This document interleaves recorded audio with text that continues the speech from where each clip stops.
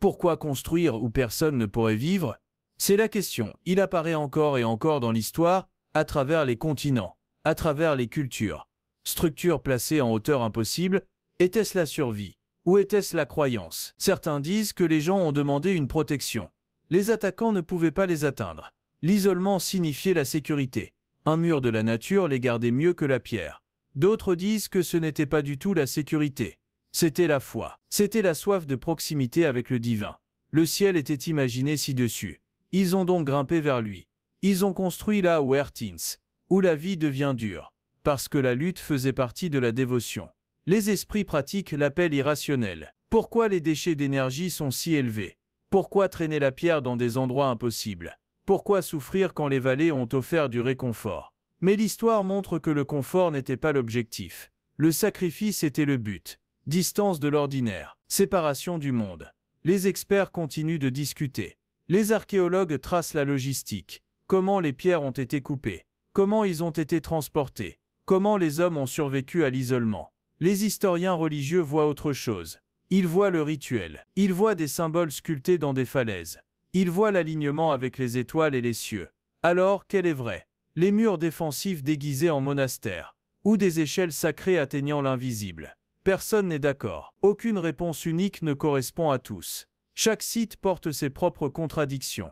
Le besoin pratique se trouve à côté de la transcendance. Ce qui ne peut pas être refusé, c'est le coût. Ce n'étaient pas des huttes simples, c'étaient des engagements. Les communautés ont donné des années, parfois des siècles. Ils ont construit la vie en sachant que la vie serait brutale. Ils ont accepté la faim. Ils ont accepté la tempête. Ils ont accepté la mort comme faisant partie du culte. Et encore, ils ont grimpé. Pourtant, ils ont construit. Pourtant, ils sont restés. La question demeure. Ont-ils échappé au monde? Ou ont-ils essayé de toucher quelque chose de plus grand? Peut-être les deux. Peut-être ni l'un ni l'autre. Le mystère n'est pas résolu. Et c'est peut-être pourquoi ces endroits détiennent encore le pouvoir. Le premier site nous donne un indice. Ce n'est pas dans un désert, pas dans une forêt, pas dans une plaine. Il s'élève de la mer, un rocher tranchant, une forteresse de l'île. 600 marches de pierre, pas de balustrade, aucune sécurité. Un glissement signifiait la mort. Pourtant les moines y vivaient, et à prier là-bas, pendant des années. Pour les vies, le premier site nous emmène sur une île où 600 étapes séparent les hommes du monde en dessous. 12 hommes ont choisi le bord de la mer. Ils ont quitté la terre. Ils ont laissé le confort. Ils ont grimpé sur un rocher, une île pointue, Skellig Mikael. Les moines sont arrivés au 7e siècle. Ils portaient peu. Ils ont construit des huttes en pierre, ronds, petits, froids, assez seulement pour s'asseoir, dormir, prier. Pas d'espace pour le confort. Seule la survie. La nourriture était rare. Ils ont donc fait des jardins, minuscules plaques de terre, sur les pentes battues par le vent. Ils ont cultivé des oignons.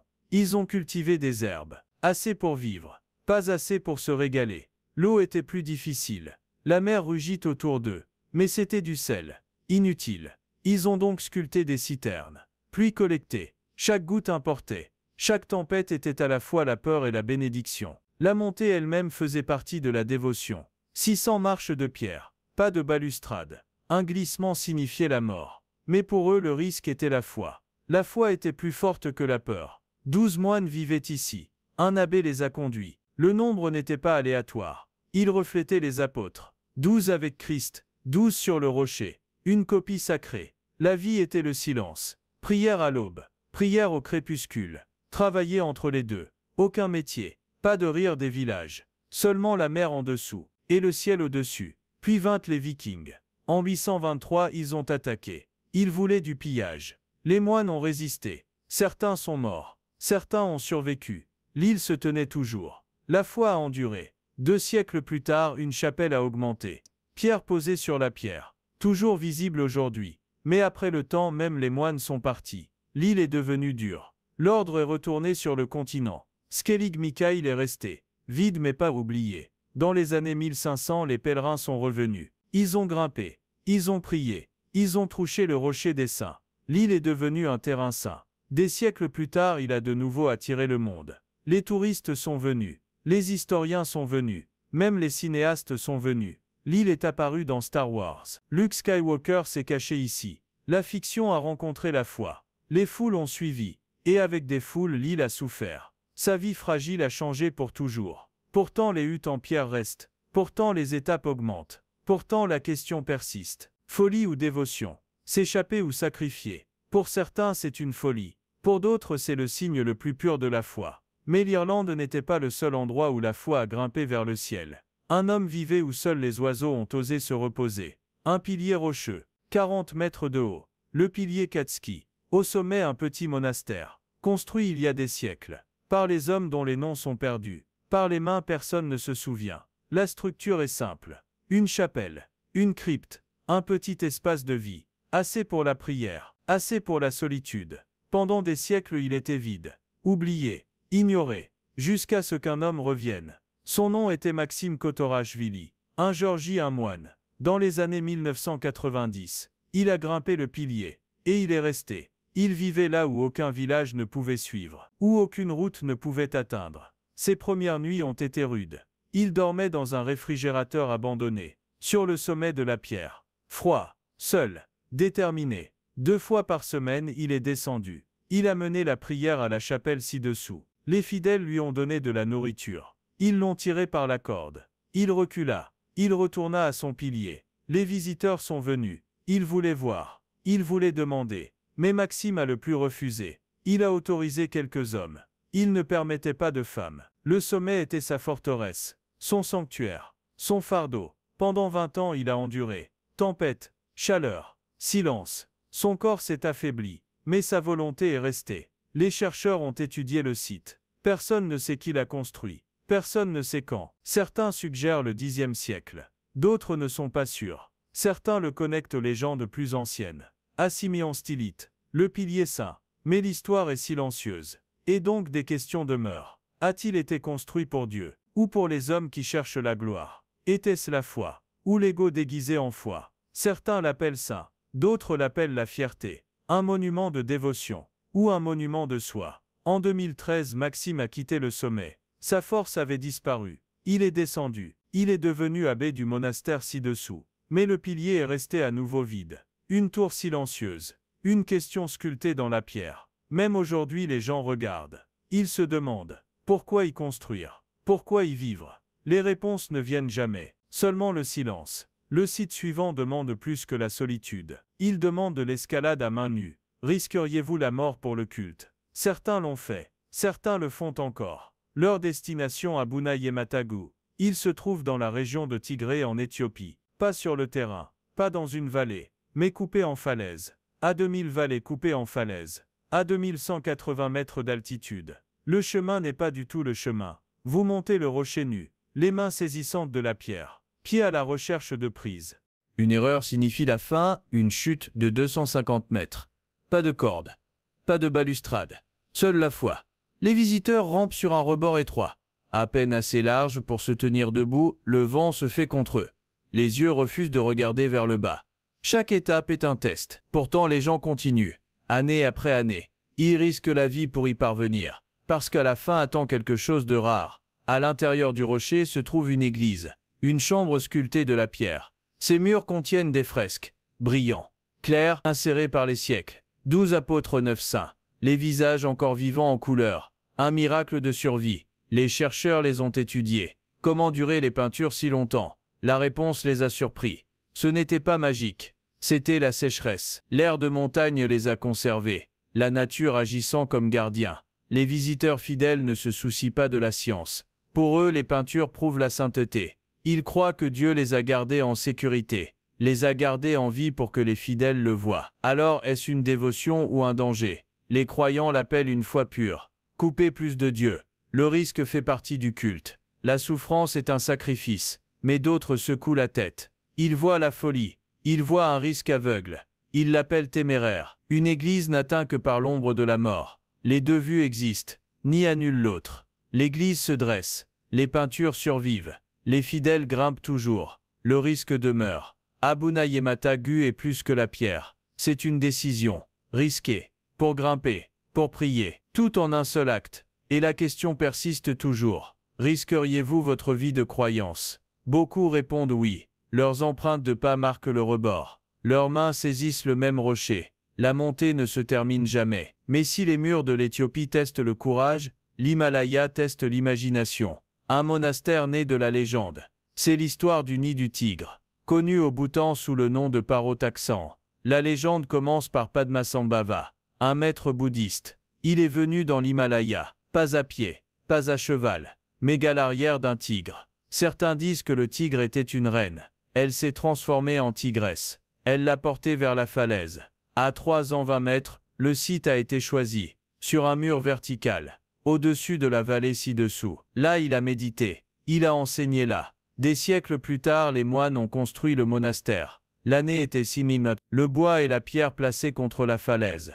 Étape par étape, chambre par chambre. Le complexe a grandi. 4 temples, de nombreux logements, 8 grottes, 4 toujours ouverts aux visiteurs, 4 maintenus fermés, sacrés, cachés. Mais le danger n'est jamais parti. L'endroit a brûlé plus d'une fois. Lampe au beurre à pointe. Les incendies se sont propagés. Les murs noircissent. Trésor perdu. En 1998, flamme a détruit le bâtiment principal. Un moine est mort dans l'incendie. Et pourtant il a été reconstruit. À chaque fois, les fonds provenaient de la famille royale, du gouvernement, du peuple. La pierre a été reportée. Les murs ont été relevés. La foi a refusé de s'effondrer. Les visiteurs arrivent même maintenant. Une marche à pied. Certains roulent des mules. La montée prend toujours des heures. L'air est mince. Les étapes sont raides. Mais ils viennent.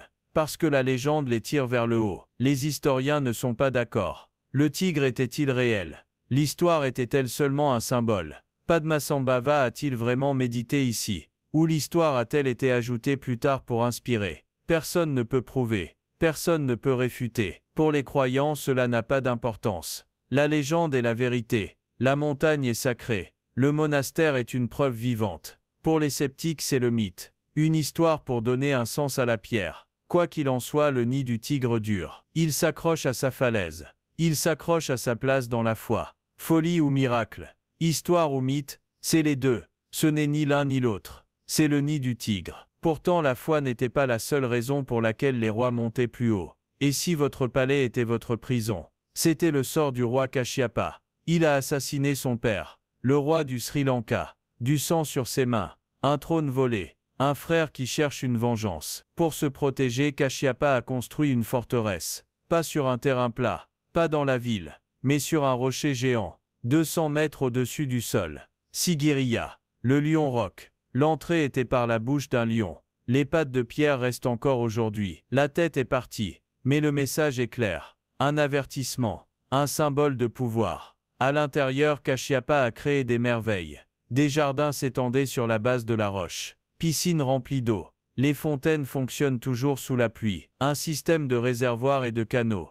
Ingénierie avancée pour le 5e siècle. Sur les murs, peintures. Fresques de femmes. Certains disent que ce sont des reines. Certains disent que ce sont des danseurs. Gracieux, lumineux de couleur. Il ne reste que 22 aujourd'hui. Une fois il y en avait 500. Un autre mur brillait comme un miroir. Roc poli. Silice qu'il reflétait les faces. Les visiteurs y ont taillé des poèmes. Certains des plus anciens de l'histoire singalaise. Mais malgré tout son éclat, la forteresse a échoué. En 95, son frère est revenu. Moggallana. Il a apporté une armée. Il a attaqué Sigiriya. Kashyapa s'est battu. Mais il a perdu. Il s'est suicidé avant la capture. La forteresse est devenue un monastère. Plus tard, il a été abandonné. Maintenant, c'est une ruine. Mais le mystère demeure. Les experts débattent de sa signification. Certains voient un génie, archidœuvre du design.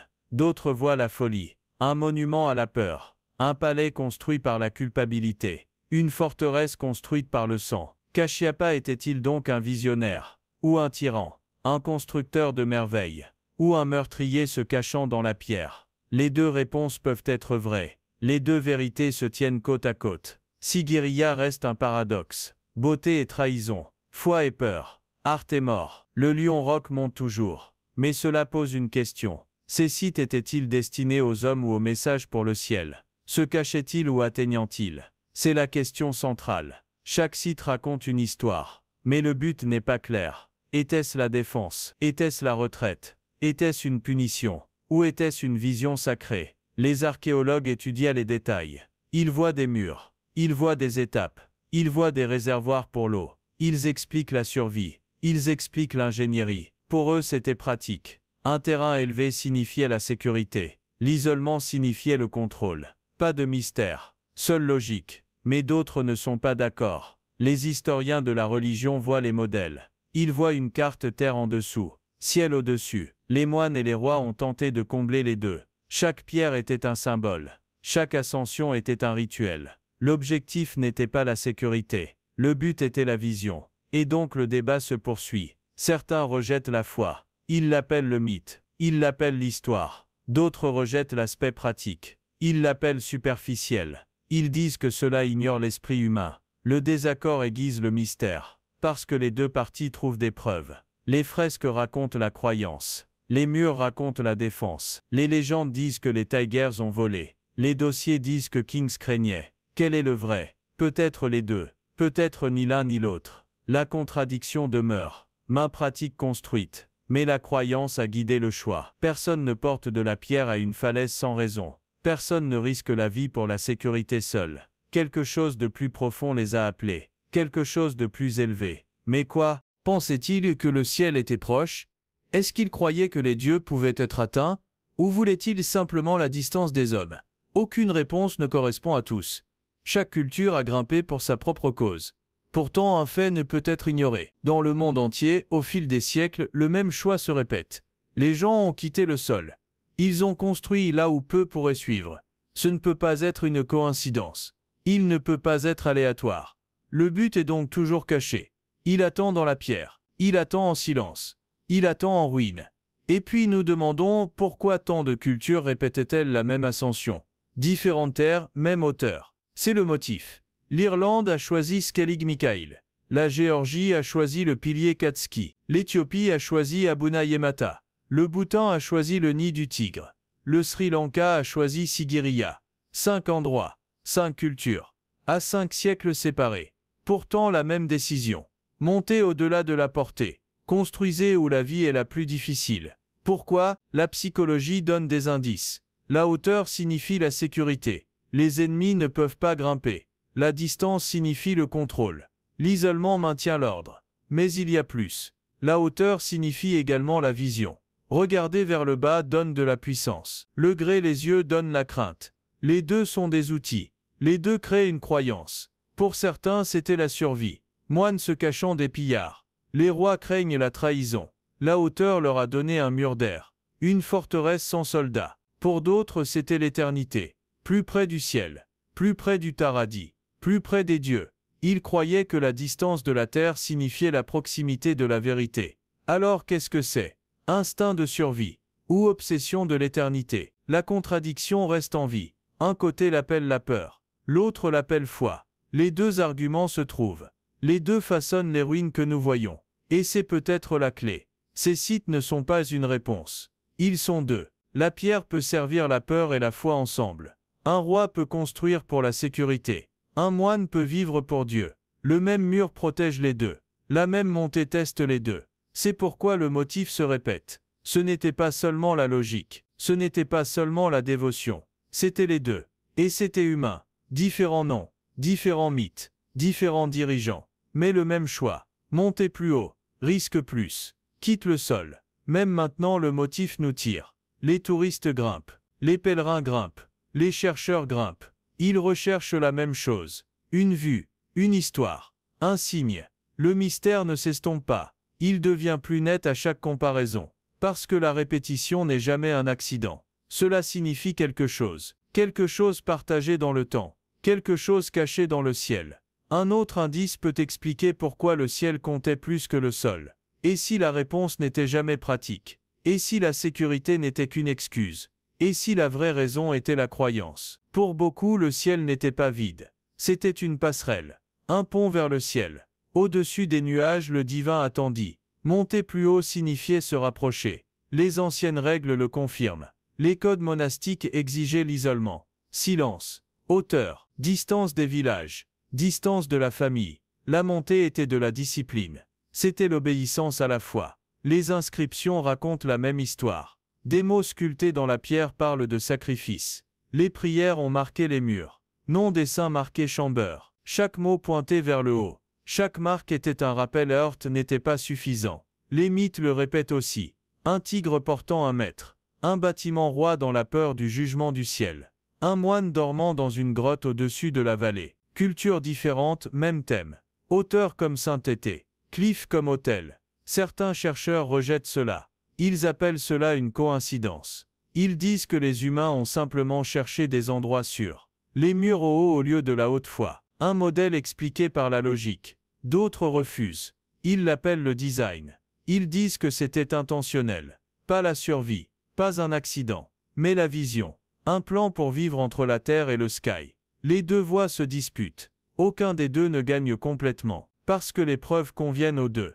Étape sculptée pour la défense. Peinture conservée pour le culte. Jardin pour la survie. Chambre pour la prière. Deux vérités vivant côte à côte. Mais le poids émotionnel est clair. Les humains ont renoncé au réconfort. Ils ont abandonné la chaleur.